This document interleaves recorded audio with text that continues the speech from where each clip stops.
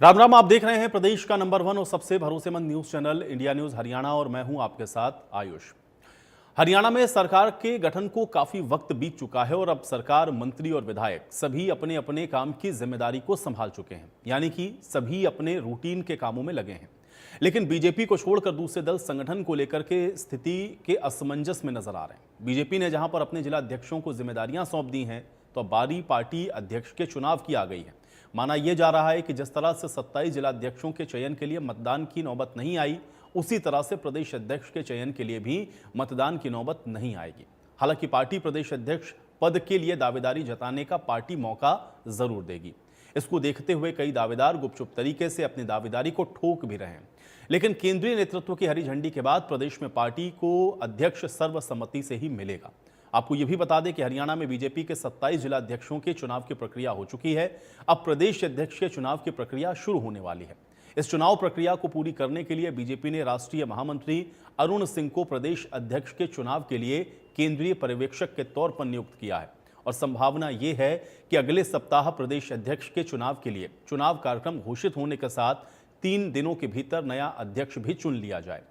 अब दूसरी तरफ एक दशक से ज्यादा वक्त के बाद भी कांग्रेस हरियाणा में अपना संगठन नहीं बना पाई है। संगठन का नहीं होना और कांग्रेस के अंदर गुटबाजी होना माना जाता रहा। हरियाणा कांग्रेस संगठन पर लगातार मंथन कर रही है और इसको लेकर के प्रदेश के नेताओं से लगातार फीडबैक लिया जा रहा है। आज इसी कड़ी में हरियाणा कांग्रेस के प्रभारी बीके हरिप्रसाद 2 दिन के चंडीगढ़ प्रवास पर पहुंचे। यहां बीके हरिप्रसाद विधानसभा के बजट सत्र के दौरान भी 2 दिन रह करके जा चुके हैं। आपको यह भी बता दें कि हरियाणा कांग्रेस पिछले 11 साल से बिना संगठन के काम कर रही है। संगठन के नाम पर सिर्फ अध्यक्ष ही केंद्रीय नेतृत्व ने बनाया है। इसके अलावा 4 कार्यकारी अध्यक्ष भी पार्टी की ओर से बनाए गए। कांग्रेस अध्यक्ष मल्लिकार्जुन खड़गे और लोकसभा में विपक्ष के नेता राहुल गांधी ने नए प्रभारी बीके हरिप्रसाद को यह स्पष्ट निर्देश दिया है कि उन्हें हर हाल में अगले 2 महीने के अंदर हरियाणा में संगठन को तैयार करना है। हालांकि कांग्रेस अभी तक विपक्ष का नेता भी तय नहीं कर पाई है, लेकिन हाईकमान के साथ पार्टी प्रभारी के एजेंडे में कांग्रेस का संगठन तैयार करना प्राथमिकता में है। बीके हरिप्रसाद के सामने अब सबसे बड़ी चुनौती गुटबाजी को थामने की भी है, क्योंकि हरियाणा में गुटबाजी के कारण कांग्रेस अच्छे माहौल के बावजूद विधानसभा का चुनाव हारी है। उधर इनेलो में अभय चौटाला को राष्ट्रीय अध्यक्ष बना दिया गया है। उनके अलावा राष्ट्रीय स्तर पर नियुक्तियां भी कर दी गई हैं। राष्ट्रीय स्तर पर senior vice president RS Chaudhary और शेर सिंह बड़शामी को जिम्मेदारी दी गई है। 3 वाइस प्रेसिडेंट बनाए गए हैं, जिसमें कर्नाटक से कृष्ण कुमार, उत्तर प्रदेश से मंजू चौधरी और OP चौधरी शामिल हैं। वहीं संगठन को लेकर के जेजेपी भी अप्रैल और मई के महीने में नियुक्तियां कर सकती हैं और दुष्यंत चौटाला की माने तो जेजेपी में विस्तार और संगठन का काम शुरू हो गया है। हर जिले में आगे की पृष्ठभूमि तय करने की रणनीति बनाई जाएगी। तो आज बड़ी बहस भी हम इसी मुद्दे पर करेंगे, इस पर चर्चा भी करेंगे, लेकिन उसके पहले हमेशा की तरह कुछ सवाल हैं। सवाल यह है कि कांग्रेस में अनुबंध के बीच में संगठन कब तक तैयार हो पाएगा। इनेलो में अभय चौटाला को कमान सौंप दी गई है और अब जेजेपी अपने संगठन का ऐलान कब करेगी, ये सवाल अभी भी बना हुआ है।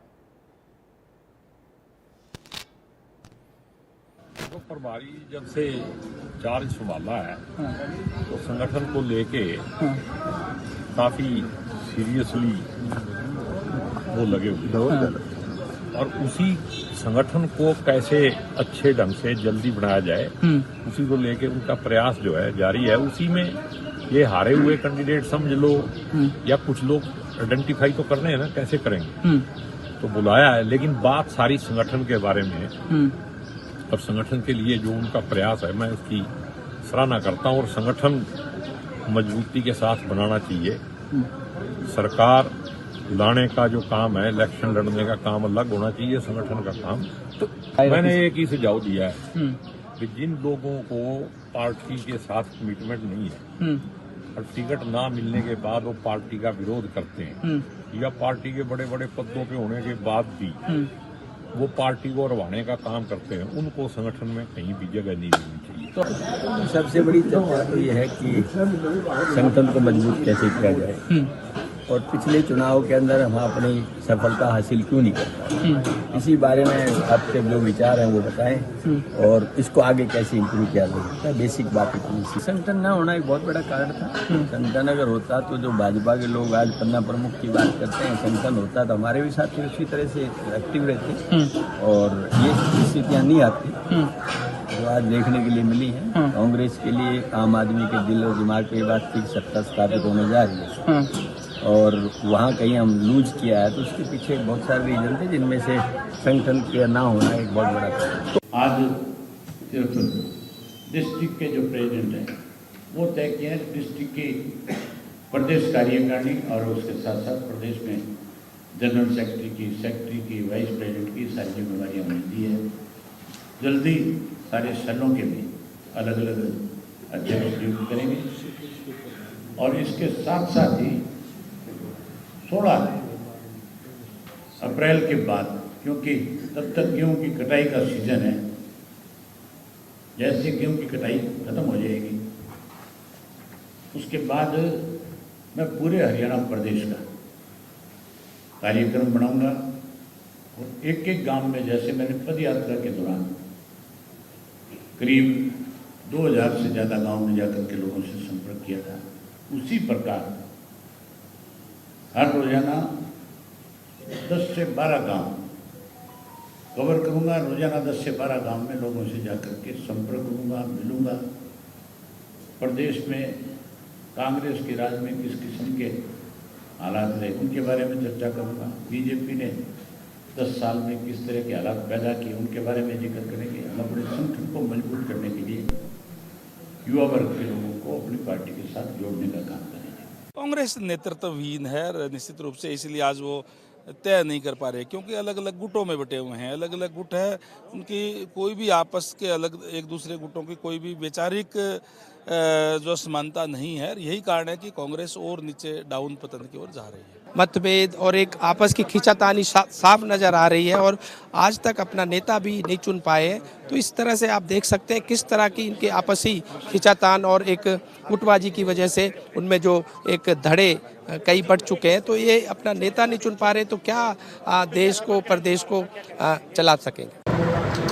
संगठन द्वारा शुरू किया गया, उसमें प्रत्येक जिले में आगे के संगठन की पृष्ठभूमि तय करने के लिए कार्यकर्ताओं से हम चर्चा भी शुरू करेंगे और जल्द संगठन की नियुक्ति प्रक्रिया को तेजी से आगे लेकर चलेंगे।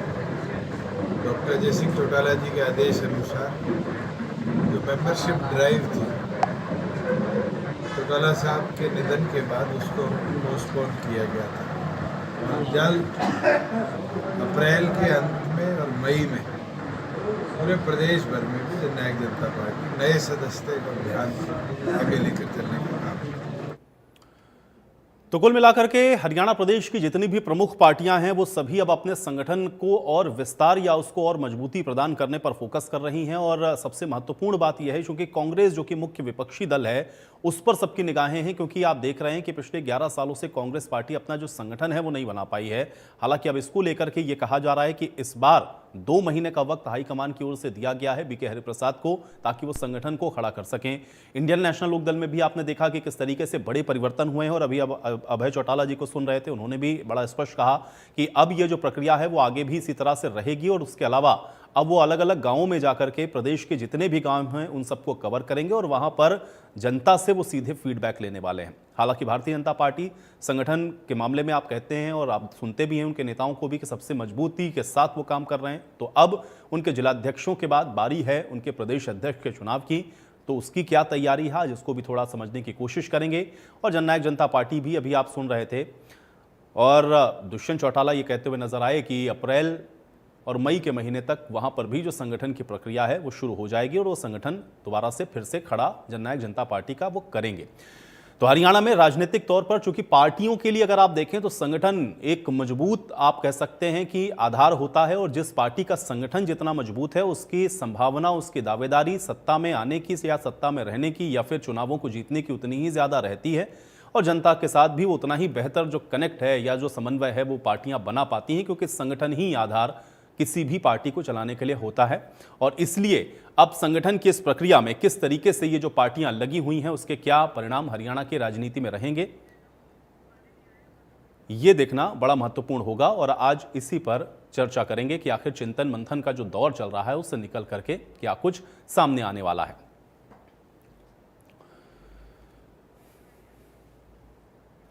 तो पार्टी की अपनी अपनी तैयारियां हैं। आज इन तैयारियों को थोड़ा और बेहतर तरीके से समझते हैं। कुछ मेहमान हैं मेरे साथ, पहले उनका परिचय करवा देते हैं। प्रोफेसर विधु रावल जी हैं, भारतीय जनता पार्टी के प्रवक्ता हैं। विधु रावल जी, बहुत स्वागत है आपका। बजरंग दास गर्ग जी हमारे साथ जुड़े हुए हैं, कांग्रेस पार्टी के प्रवक्ता हैं। बजरंग दास गर्ग जी, आपका भी स्वागत है। केसी मलकानिया जी हैं हमारे साथ, वरिष्ठ पत्रकार हैं। केसी मलकानिया जी, आपका भी स्वागत है। और थोड़ी देर में अमनदीप केसरी जी भी हमको ज्वाइन करेंगे इंडियन नेशनल लोकदल की तरफ से, उनके साथ भी इस चर्चा को आगे बढ़ाएंगे। विधु रावल जी, आपसे चर्चा की शुरुआत करूंगा, क्योंकि भारतीय जनता पार्टी को जानते ही इसीलिए हैं लोग कि संगठन के बारे में आप लोग हमेशा ये दावा करते हैं कि मजबूत संगठन, पन्ना प्रमुख तक आपके पास है, और अब उस प्रक्रिया में आप लोग हैं, क्योंकि जिला अध्यक्ष चुन लिया, अब प्रदेश अध्यक्ष के चुनाव की बारी है, राष्ट्रीय अध्यक्ष का भी चुनाव होना है। लेकिन कैसे देखें अगर हम लोग हरियाणा के परिप्रेक्ष्य में, क्या तैयारी है संगठन को मजबूती देने की, और किस तरह से आप लोग इस संगठन को और मजबूत कर रहे हैं? प्रदेश अध्यक्ष का भी चुनाव होना है, कैसे इसको देखा जाए? आयुष जी, आपको नमस्कार, और आपके माध्यम से इंडिया न्यूज देख रहे सभी दर्शकों को और जो हमारे साथी पैनलिस्ट हैं सबको नमस्ते। मैं उम्मीद कर रहा हूं मेरी आवाज ठीक ठाक आ रही है। जी जी। देखिए, भारतीय जनता पार्टी संगठन आधारित पार्टी है, कार्यकर्ता आधारित पार्टी है, बहुत स्ट्रक्चर्ड पार्टी है, और इस नाते ही हम जो है सामान्य घरों से निकलकर आकर संगठन बनाकर किस प्रकार से कांग्रेस पार्टी जैसे एक महाविशाल जो एक वृक्ष दिखता था, अंग्रेजों द्वारा पोषित वृक्ष दिखता था, अंग्रेजों ने खाद पानी जिनको दशकों तक दिया, खड़ा किया, पैदा किया, बनाया, बढ़ाया, और फिर सत्ता सौंप कर गए, और वो भी बड़े बड़े खानदानों के हाथ में सत्ता सौंप कर गए। पंचायत से लेकर पार्लियामेंट तक। ठीक नहीं है भाई साहब की, थोड़ी आवाज ठीक करवाना। जी जी बिल्कुल, गर्ग साहब मैं करवाऊंगा जी। विधु रावल जी, बात रखें। हम लोग तो सामान्य परिवारों से आए हुए लोग थे। हमारे तो जो चुनाव का पैसा भी जो है जनता के चंदा जो देती थी उससे जो है आती थी। टूटी हुई जीप जो है उससे 1957 का चुनाव अटल बिहारी वाजपेयी जी ने लड़ा था। 3 जगह से लड़े थे, 3 में से 2 जगह तो जमानत में नहीं बची थी, 1 जगह ही केवल जीत पाए थे, बलरामपुर में। तो मतलब कुल मिला के ये वो समय है जब हम कहाँ से जो है किस प्रकार से फर्श से जो है जनता ने सिर आंखों पर बिठाए, अर्श पर बिठाए। हम वो लोग हैं जो जनता के बीच में से निकल कर आए। इसलिए कभी राष्ट्रीय जनसंघ, कभी भारतीय जनता पार्टी, यानी भारत की जनता की पार्टी। और अब ये दुनिया भर के अंदर शोध का विषय है। जो दुनिया का सबसे बड़ा पॉलिटिकल ऑर्गेनाइजेशन है, दुनिया का बड़ा राजनीतिक संगठन, जिसकी पैठ केवल ऊपर नहीं, नीचे पन्ना प्रमुख तक है, और पन्ना नहीं, अर्ध पन्ना प्रमुख भी अब हमारे यहाँ बने हुए हैं। और एक नहीं, अनेक प्रदेशों में, मध्य प्रदेश में पहले से बने हुए थे, हिमाचल प्रदेश में देखा, उसके बाद गुजरात में, और फिर छत्तीसगढ़ में, हरियाणा में, राजस्थान में, महाराष्ट्र में, यहाँ पर हमारे अर्ध पन्ना प्रमुख तक जो है वहां का गठन हुआ है।